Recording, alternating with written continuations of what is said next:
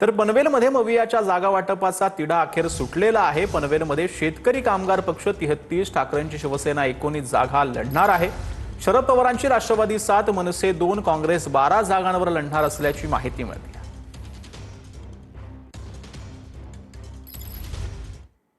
शिवसेनेचे पदाधिकारी गणेश कांबळेंचा मनसेमध्ये पक्षप्रवेश पाहायला मिळतोय। शिवसेनेमध्ये अनेक काम करूनही तिकीट मिळत नसल्यामुळे गणेश कांबळे नाराज आहेत। गणेश कांबळे आणि प्रज्ञा कांबळेंना मनसे उमेदवारी देणार असल्याची माहिती मिळते। गणेश कांबळे प्रभाग क्रमांक 22 मधून निवडणूक जी आहे ती लढवणार आहेत। तर मुलुंडमधील भाजपच्या प्रकाश मोटेंचा राजीनामा पाहायला मिळतोय। प्रकाश मोटेंचा भाजपा प्राथमिक सदस्यत्वाचाही राजीनामा पाहायला मिळतोय। प्रकाश मोटे 32 वर्षांहून अधिक काळ भाजपामध्ये कार्यरत होते। पक्षाला दिलेल्या योगदानाकडे पक्षश्रेष्ठींकडून दुर्लक्ष होत असल्याची खंत त्यांनी व्यक्त केली।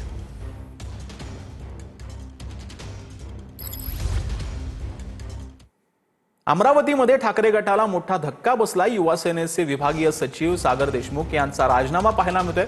अजित पवारांच्या राष्ट्रवादीत सागर देशमुख यांनी प्रवेश केलाय। स्थानिक शिवसेनेतील गटबाजीला कंटाळून राजीनामा देत असल्याचं कारण त्यांनी दिलेलं आहे। वसईतील मनसेचे माजी नगरसेवक प्रफुल्ल पाटील यांचा उमेदवारी अर्ज त्यांनी दाखल केलाय। प्रभाग क्रमांक 19 क मधून बहुजन विकास आघाडीच्या तिकिटावरती त्यांनी अर्ज भरलेला आहे। वसई विरार महापालिका निवडणुकीमध्ये मनसे आणि बवियाची युती झाली। मनसे आणि काँग्रेस बवियाच्या शिट्टी या चिन्हावरच निवडणूक लढवणार असल्याची माहिती मिळते। तर छत्रपती संभाजीनगरमध्ये वंचितची दुसरी यादी जाहीर करण्यात आली। वंचितनं 7 जणांची दुसरी यादी जाहीर केलेली आहे। अमित भुईगळ, करुणा वाघमारे, अफसर खान, यासीन खान,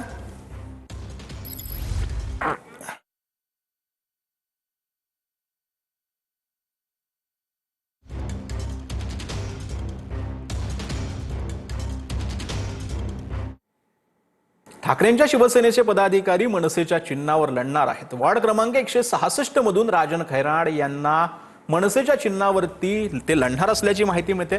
मनसेकडून राजन खैरनार यांना एबी फॉर्म देण्यात आलेला आहे।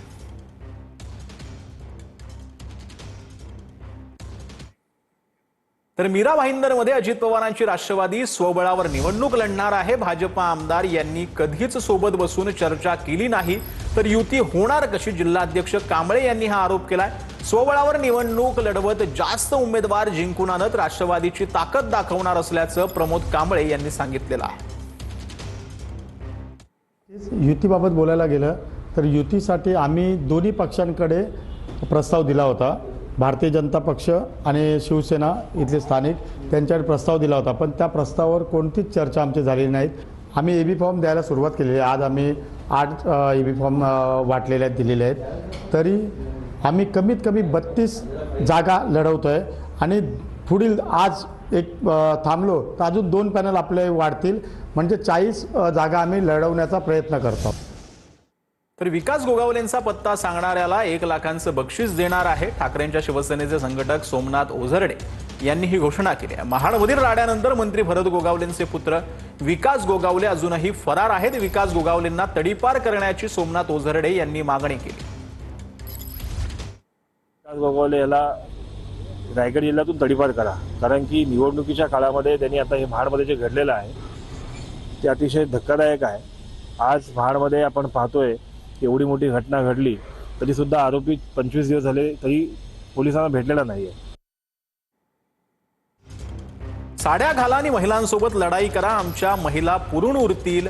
विजय मिरवणुकीमध्ये फुकेंनी दंड ठोपटल्यानंतर भोंडेकरांनी हा निशाणा साधलेला आहे।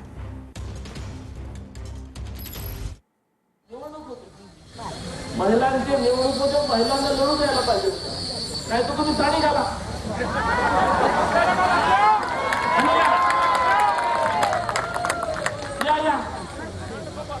दंड ठोकायचं सोबत आहे ना, तर साड्या घाला आणि महिलांसोबत लढाई करा, आमच्या महिला एवढून खुश।